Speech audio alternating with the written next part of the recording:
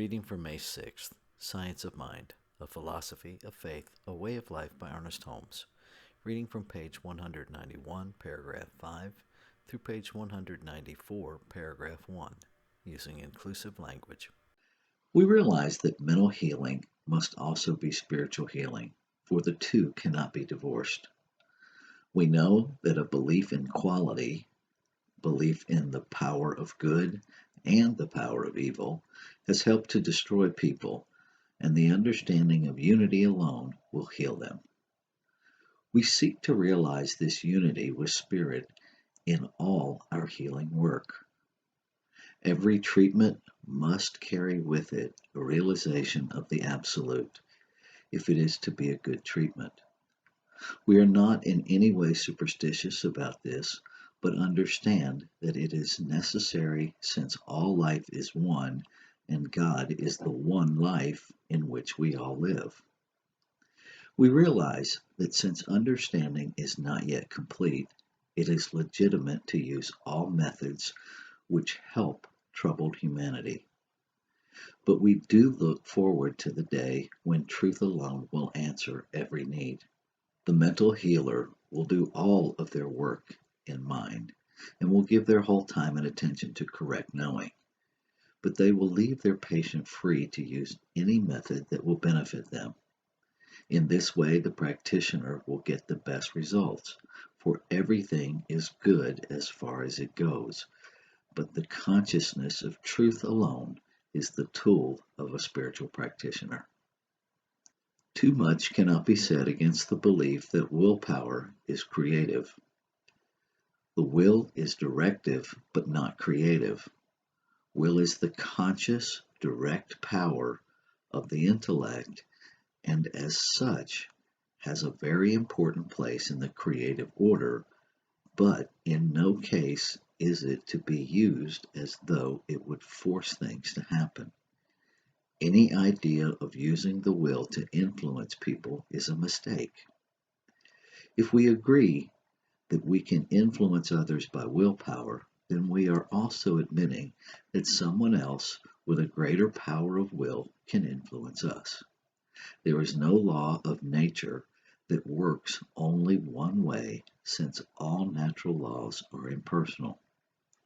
The temporary effects of willpower continue only as long as the will forces them to. They have no real life within themselves and must disintegrate as soon as the unnatural force is withdrawn. Moreover, this use of willpower contradicts the main foundation upon which all true mental science is built, that we use a creative power which does not need to be urged or forced into action. It is its nature to act, and because we are as we are, it is its nature to act creatively upon the images of thought that we impress it with. We do not create energy, we distribute it.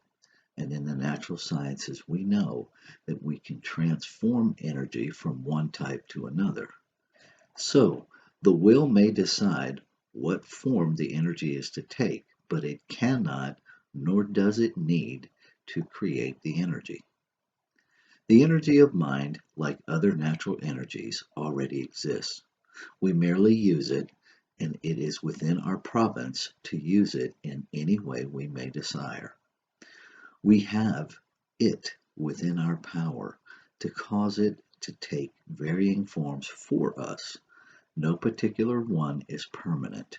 The imagination is creative, the will is directive. Through will, we decide just what we wish to have done.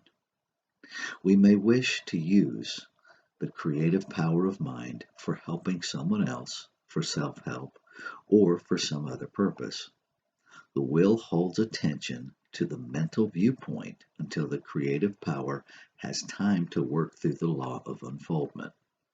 We may wish, on the other hand, to draw some information to ourselves. The will then holds the idea that we are receiving the desired information. It can become active or receptive, or it may pass into a state of neutral contemplation where its purpose is merely to sense the wonders of the spiritual life. But in no case does the will become creative. The will is given to us to protect ourselves with. Nothing should be allowed to pass into the creative currents of our thought until the will has first admitted it. The will must first analyze, dissect, and then decide what it wishes the inner imagination to work on. True spiritual work will strengthen the will without exhausting the mind. If our mental work tires us, then we're using the will in the wrong way. The right way would be to determine to think peace, whether there appeared to be any reason to expect that peace would be forthcoming in the experience.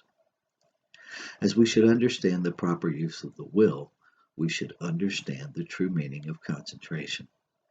So many different ideas have been promulgated that a great deal of confusion results. To concentrate means to bring to a center, and in mental science, it means focusing the mental attention on some definite and desired thought, image, idea, or thing. Of course, we are dealing with the idea as though thoughts were things. The spirit of the thing is in the thought. This is its essence, law, and cause.